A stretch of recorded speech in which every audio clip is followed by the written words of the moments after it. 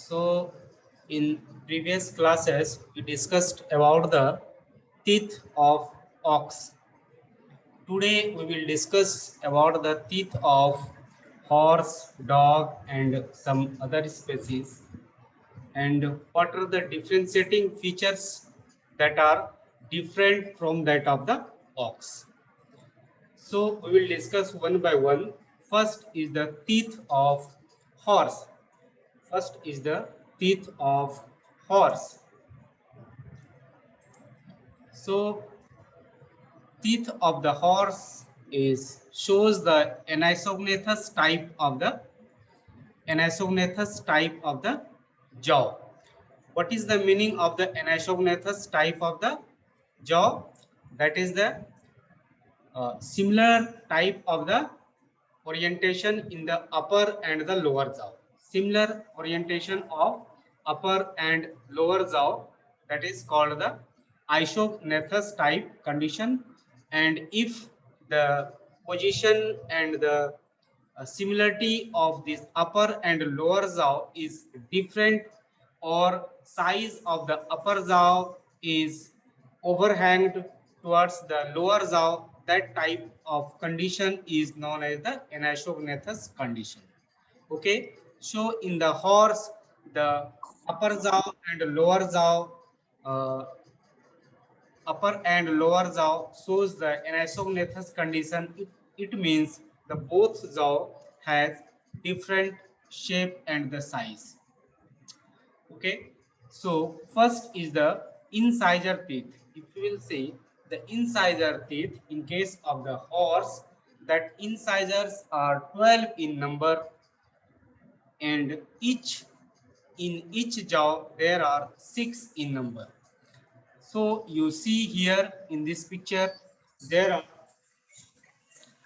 there are 6 incisor in lower jaw. This is the picture of the uh, jaw. That is the 6 incisor. You see first, second, and the third. First, second, and the third. You see first is this one. This is the corner incisor. This C indicating the corner incisor.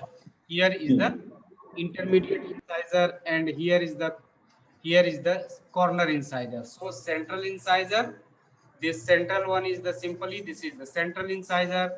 Then just nearer to the central incisor, just behind the central incisor, another is the intermediate incisor, and just behind the intermediate incisor, that is the corner incisor. So there are 6 incisor in upper jaw and 6 in lower jaw. So this incisor teeth is 3 on each side, that is central, intermediate, and the corner incisor. So this incisor in case of the horse, that is complex type of the teeth. That is the complex type of the teeth. I already told you what is the difference between the simple and the complex type of the teeth. Here, incisor teeth of ox, that is the simple type of the teeth, but incisor of the horse, that is the complex type of the teeth, because in incisor of the horse there is presence of the deep invagination, that is the infundibulum. You see in this picture, this is the infundibulum. This type of the structures is not present in case of the incisor of the horse. So this incisor of the horse have the infundibulum, and it is the complex type of the teeth. That infundibulum is covered by cementum. You see this one is the cementum. So in this incisor of the teeth is covered with the uh, enamel. This one is the outer dentine. This one is the dentine part. This dentine is externally covered with the enamel, and here is the infundibulum. This infundibulum is lined with the layer of cementum. This is the cementum, and within the infundibulum some beside this cementum some feed materials is here. This feed materials is here, that shows the blackish color in the inside the infundibulum. Now if you will see the each incisor teeth has the labial surface and the lingual surface. The labial surface, I told you, this surface is towards the lip as the name indicating. So this labial surface is this one, is the labial surface, is the uh, towards the lip, and this labial surface is the convex. This outer one is the convex, and this inner surface, this is the lingual surface. This lingual surface is the concave. So labial surface of incisor is the convex, and the lingual surface towards the tongue, that is the concave. Okay. The masticatory surface, what about the masticatory surface or occlusal surface? That surface play important role in the determination of the age of the horse. You have to remember this incisor teeth play important role in the determination of the aging process. Aging process. So on the masticatory surface, if you will see the masticatory surface of the first and second incisor, at first it is oval in shape, and as it become in old age, its shape become triangular. So in initial stage of the life, this masticatory surface is the first oval, oval in shape, and as it become in adult age, it become the triangular in shape. So at the same time, infundibulum become smaller with the age. So in early life, this infundibulum this infundibulum become larger, and in late life that infundibulum become smaller. Now you see here, this is the uh, incisor teeth of the 6-year-old horse. Here is the 10-year-old horse, here is the 12-year horse, and here is the 17-year horse. You see here is the occlusal surface. This is the occlusal surface. Okay, this is the occlusal surface, or you can say masticatory surface also. This is the masticatory surface. You see in the early life, this masticatory surface or occlusal surface is the almost oval in shape. But when you will see in the late life, you see its occlusal surface is the somewhat triangular in appearance. Somewhat triangular in appearance, as I told you. In late life, the occlusal surface is the triangular, but in early life, it is almost oval in shape. Okay. If you will see the infundibulum, you see this is the infundibulum. This one is the infundibulum. You see in early life, this infundibulum, there is large infundibulum. In early life, there is large infundibulum, but in late life, you see this infundibulum size is somewhat smaller than that of early life. Okay. So what about the canine teeth in case of the horse? In case of the horse, there are there are two canine teeth. There are two canine teeth in each jaw, that develops only in the male, but it is vestigial or may fail to develop in the female. So this canine teeth is developed only in the male horse, and it is vestigial in the female horse. Okay. So these canine teeth are the simple type. You have to remember which teeth is simple, which teeth is the complex. So canine teeth of horse is simple type. So upper canines are located. Upper canines teeth are located at the junction of the premaxilla and the maxilla. You have to remember this thing. Upper canines, in case of the horse, is situated at the junction of the premaxilla and the maxilla, whereas the lower canine teeth is situated near the corner incisor teeth. I told you there are three incisor: central, intermediate, and the corner incisor. So in lower teeth, in lower jaw, canine teeth is situated just nearer to the corner incisor. Okay. Neck is the not evident. Now you see here, You see this one is the upper upper canine teeth, upper canine teeth. This is the upper canine teeth, and this upper canine teeth, you see here also, this one is the upper canine teeth. So this upper canine teeth, as I told you, it is situated at the junction of the maxilla and premaxilla, at the junction of the premaxilla and maxilla. You see here, this one is the premaxilla, here is the maxilla part. So this is situated at the junction of the maxilla and the premaxilla. Whereas if you will see in the lower jaw, this is the lower jaw. In the lower jaw you see the corner incisor, the canine teeth. This one is the canine teeth. This canine teeth is situated just behind the corner incisor. This one is the corner incisor. So this canine teeth in lower jaw situated just behind the corner incisor. Okay. What about the cheek teeth of the horse? This cheek teeth is the complex teeth. Complex teeth is also known as the hypsodont teeth. They are 12 in each jaw. They are how many? 12 are in each jaw. So these teeth are the larger than that of the horse. First, first premolar is the rudimentary. First premolar teeth of the horse is the rudimentary, and this first premolar is also known as the wolf teeth. You have to remember, for the objective point of view, this what is the meaning of the wolf teeth? This wolf teeth is the first rudimentary premolar in case of the horse is called the wolf teeth. It does not erupt in the lower jaw. This wolf teeth is not shown in the lower jaw. So these cheek teeth are the large, prismatic, and the somewhat quadrilateral in shape, except first and the last, that is three-sided, and beside the first and the last, almost all are the quadrilateral in shape. Okay.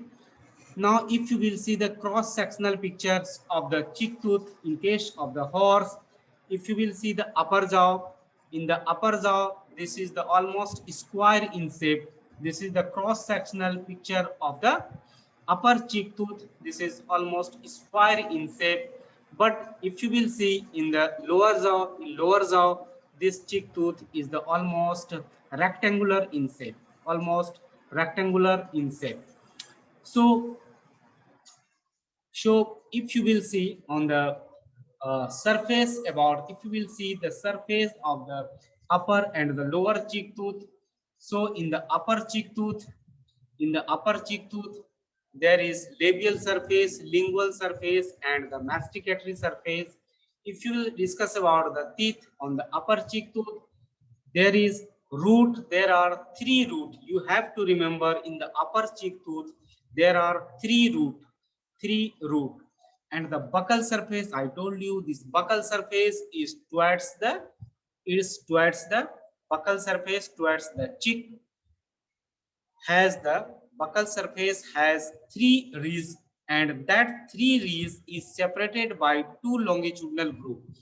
You see here, this is, you see in this picture there is three rees, three longitudinal rees. This one, first, second, and third.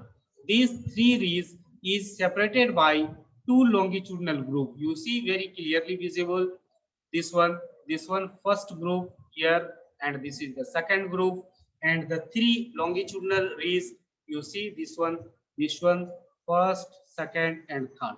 So on the buccal surface there are three longitudinal rees and the two longitudinal group is this one, and the rees is very clearly visible. Now, what about the lingual surface? I told you lingual surface is surface that towards the tongue. You see here, this is the lingual surface. On the upper jaw, you see rounded rees. You see this one is the rounded rees.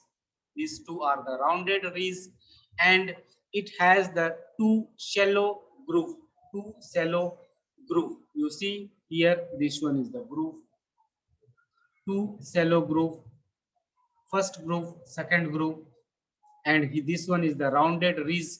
So in the lingual surface, there is rounded ridge and that's separated by shallow longitudinal groove. So in the upper jaw on the buccal surface, there are three ridges and the two longitudinal groove, whereas in the lingual surface of the upper, that is shallow groove. Shallow groove. What about the occlusal surface? Occlusal surface, that is, I told you, that is the masticatory surface. Masticatory surface has the two infundibulum in the upper cheek tooth. You see, this one is the infundibulum, this one is the infundibulum. These are the two infundibulum. That is the, this one is the anterior infundibulum, and here is the posterior infundibulum. So on the upper cheek tooth, that is the two infundibulum. On the occlusal surface, that is the anterior and the posterior. And this infundibulum is surrounded by cementum, covered with the cementum. I told you. Now, what about the lower cheek tooth? In lower cheek tooth, it shows the two roots. In upper cheek tooth, I told you it shows the three roots. But here, in lower cheek tooth, it shows the two roots. Buccal surface has centrally placed and centrally placed distinct longitudinal groove. Distinct longitudinal groove. You see here, this is the buccal surface of lower cheek tooth, and you see here distinct longitudinal groove is very clearly visible. Distinct longitudinal groove. Distinct longitudinal groove on the buccal surface of lower cheek tooth. What about the lingual surface? In lingual surface, there is one principal groove and the several shallow longitudinal groove. If you will see the lingual surface, this is the lingual surface. You see here is the one major longitudinal groove, and another several shallow longitudinal groove.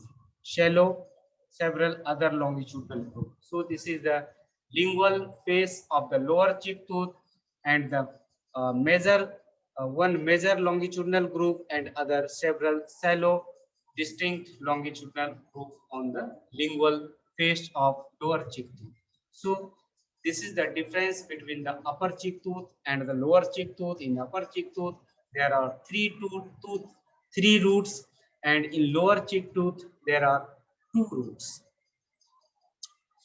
What about the occlusal surface? Another differences on the occlusal surface, that is the presence of the infundibulum. I told you, infundibulum, there are two infundibulum in the upper cheek tooth, and here in the lower cheek tooth, infundibulum, longitudinal infundibulum is actually this is the upside, but its fold is the irregular fold. This fold is the irregular fold, but actual infundibulum, or you can say the true infundibulum, is absent in the lower cheek of the horse. Okay. So this is the dental formula of the horse. This is the dental formula of the horse. I told you deciduous. This is the deciduous incisor 3/3, canine 0, and the premolar 3/3. But if you will see the permanent, this incisor 3/3, canine 1/1, premolar 3/3 or 4/3, and the molar 3/3. So this is the dental formula of the horse. If you will see the teeth of the dog, that is the brachydont, or the simple type of the tooth, that is not complex as like of the horse. Jaw, Anaphognathus, there is upper jaw and lower jaw, and dissimilar type. And the teeth are adopted in case of the dog. Teeth are adapted for the tearing the flesh, as evident of the large sharply pointed canines and the cutting edge of the cheek tooth, that is the sharp, and canine teeth is also sharp in case of the dog. So most of the teeth in case of the dog does not correspond to the opposite side of the teeth. both jaw have the different types of the different shape and size of the teeth. If you will see the incisor teeth in case of the dog, these incisor teeth are placed vertically close together. You see, these are the incisor teeth. These are vertically positioned. These are 6 in number in each jaw. In each jaw, there are 6 incisor teeth. Its size is increased from the center to the corner. If you will see the center to corner, its size is the somewhat increased. Incisor of upper jaw as incisor of upper jaw is larger than that of the lower jaw. See in this picture it is very clearly upper jaw incisor teeth is the larger as compared to the incisor of lower jaw. Okay, the labial surface is the convex. This one is the labial surface. Opposite one is the lingual surface. Root is the single. This incisor tooth have the single root and the long and thick. Interalveolar septa. Interalveolar septa between the alveoli of the lower incisor may be lacking. You see, space or interalveolar septa is visible in the upper incisor, but in lower incisor, this interalveolar septa is lacking or invisible. Okay. If you will see the canine teeth in case of the dog, the canine teeth are 2 in each jaw. They are pointed and they are pointed at their end. You see, this one is the canine teeth, this one is the canine teeth, this is pointed. Canine teeth are longest teeth of the dog and so single root. Single root. It shows the large single root. The root is nearly 2 times longer as of the crown. You know this upper part is the crown and here is the neck and embedded portion that is called the root. So root of the canine teeth is the nearly 2 times longer as that of crown. So canine of the upper jaw or canine of the upper jaw is more massive as compared to the lower jaw. You see, this is the canine teeth of the upper jaw. Here is the canine teeth of the lower jaw. This upper jaw canine teeth is the more massive than that of the lower jaw. What about the cheek teeth? In the cheek teeth of the dog, there are 12 in number. 12 in number in upper jaw and 14 in the lower jaw. And 14 in the lower jaw. The masticatory surface is the tuberculate. Masticatory surface is the tuberculate. And the important thing is that in the cheek teeth of the dog is that the upper fourth means this one, and the lower fifth is this one. So upper fourth and the lower fifth cheek teeth are larger the rest of the cheek teeth, and that upper fourth and lower fifth cheek teeth are called carnassial teeth or the sectorial teeth. Upper fourth, upper fourth and lower fifth cheek teeth is termed as carnassial or sectorial teeth. It's help in the crushing, grinding, and the shearing of the food materials. So, what is the carnassial teeth or sectorial teeth? You have to remember upper fourth and lower fifth cheek tooth in case of the dog is called carnassial or sectorial teeth. Okay. Another important thing in case of the dog teeth, that is the cingulum. This cingulum, a horizontal ridge-like structure situated close to the root, that is called the cingulum. So this cingulum is only found in case of the teeth of the dog. This is the dental formula of the dog. You have to remember the dental formula: deciduous permanent teeth and the temporary teeth also. Now, teeth of the pig. If you will see the teeth of the pig, that is the isognathous condition. Isognathous means upper and the lower jaw have the similar size. So upper and lower jaw have the similar alignment. This is the exceptional in all all other species, that is the anisognatous condition, but in the teeth of the pig is the isognatous condition. Teeth are the brachydont type except the canine teeth. Incisors are 6 in each jaw. Upper incisor is smaller. Upper incisor are smaller than lower. Canine teeth or tusks are very large. You see, this is the canine teeth and this is called the tusk is the very large in case of the pig. Tusk of the jaw are much smaller than those of bull. So in case of the female, this tusk is the smaller as compared to the male. Cheek teeth are the 28 in numbers. So this is the formula, dental formula of the pig. You have to remember. In case of the birds, the teeth is the absent. In case of the birds, the teeth is the absent. So this is the differentiating features of the teeth, differentiating features of the teeth from that of the ox. Now our another topic is the pharynx.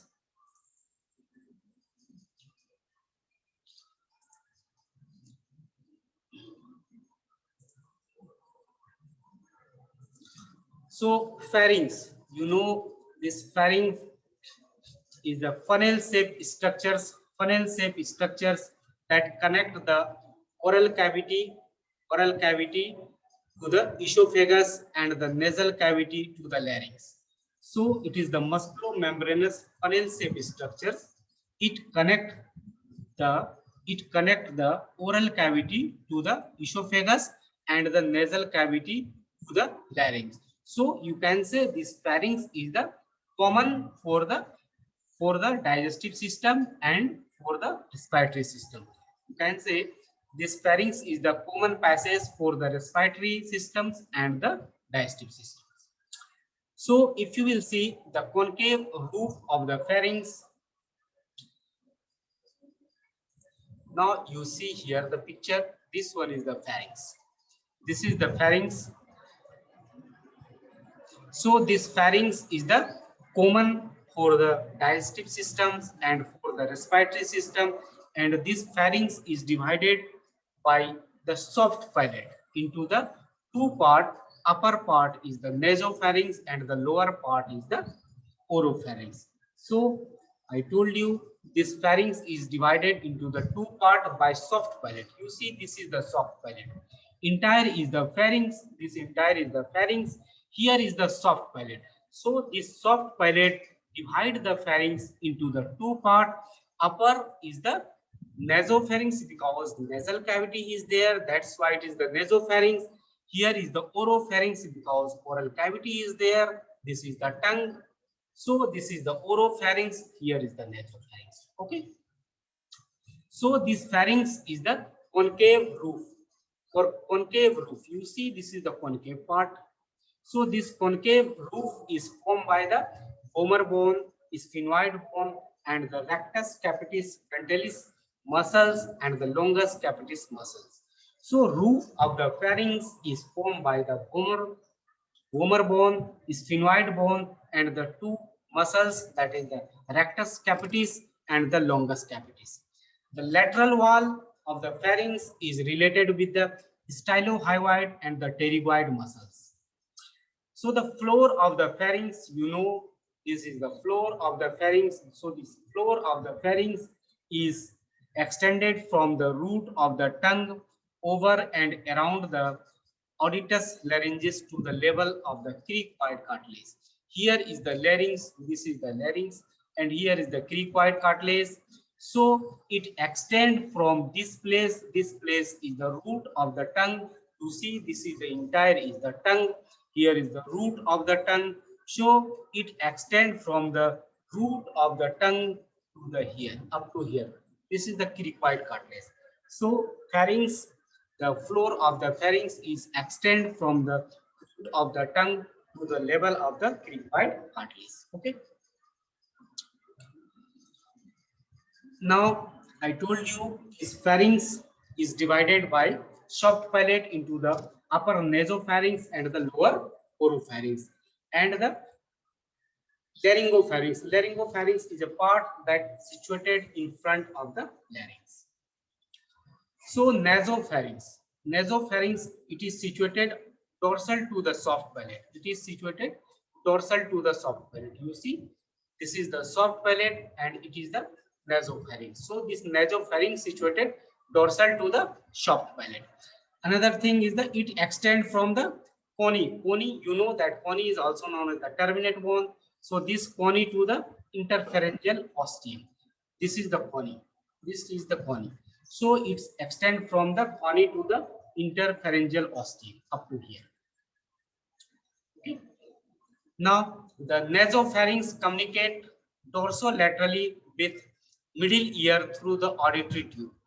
Through the auditory tube. Nasopharynx communicated dorsolaterally with middle ear. Nasopharynx is communicated with the middle ear by the auditory tube.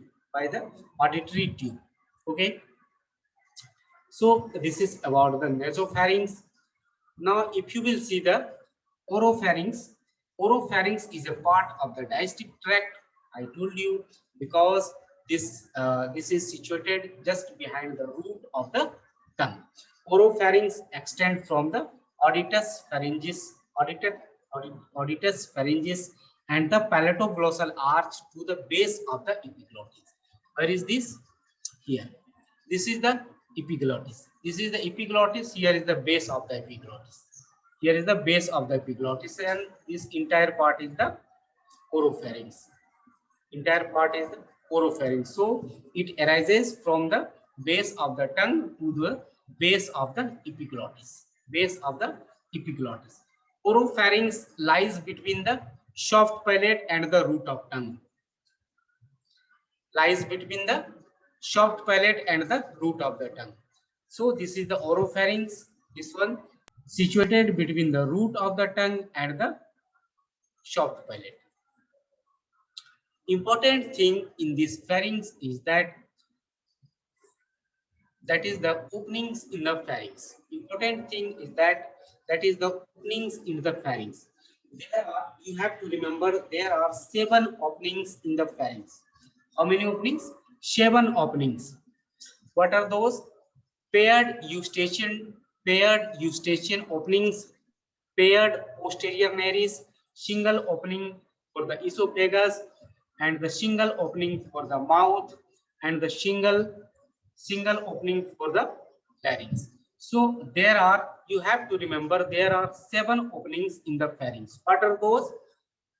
Simply you remember 2 openings for the ear, 2 openings for the nose, that is the 2 and 2, 4, one for the oral cavity, another for the posteriorly esophagus, and another for the larynx. So there are 7 openings in the pharynx. You have to remember the 7 opening of the pharynx. Laryngopharynx is the nothing. It is a common for the digestive and respiratory channels. It is the caudal continuation of the oropharynx. Caudal continuation of the oropharynx. Where is the laryngopharynx? You see this one, this part. This is the laryngopharynx. This is the laryngopharynx, and here is the esophagus. Here is the esophagus, and here is the trachea. So this is the nasopharynx, oropharynx, and laryngopharynx. This portion is called the laryngopharynx. Okay. So this laryngopharynx is extend from the base of the epiglottis, to the cricoid cartilage, Opening we discussed. Now, if you will see the pharynx of the horse, the pharynx of the horse is the comparatively longer and the narrower. And the important thing in the pharynx of the horse, that is the presence of the guttural pouch. What is the guttural pouch? A downward diverticulum from the auditory tube form a paired large sac-like structures situated on the either side of the midline above the pharynx is called the guttural pouch. I told you this pharynx is communicated with the middle ear by auditory tube. So in case of the horse, that auditory tube have a downward diverticulum, a sac-like structures that is called the guttural pouch. This guttural pouch only find in case of the equines. So in case of the dog, shape of the pharynx is varied because the dog have the different breeds. Some is smaller, some is larger. So size is varied according to the breeds. And another important thing in case of the dog, that is the esophageal opening of the pharynx is very small. Pharynx of the pig, pharynx is the long, narrow, and extend up to the level of the axis. So this pharynx is extended up to the level of the axis. And important point in case of the pig is that mucous membrane covering the nasal septum and continued into the nasopharynx, forming the pharyngeal septum. If you will see the pharynx of the fall, the pharynx does not show the division because here is no soft palate, so there is no nasopharynx and no oropharynx. Only on the roof shows the longitudinal common opening that is called the infundibular slit. Infundibular slit that is communicated with the eustachian tube, and transverse row of the large papillae. You see, this is the infundibular slit and this is the papillae.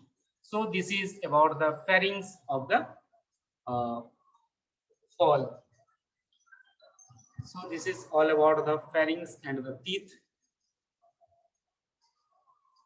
You have any question?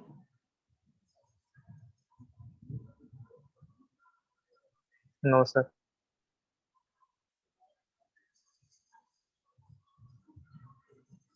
Okay.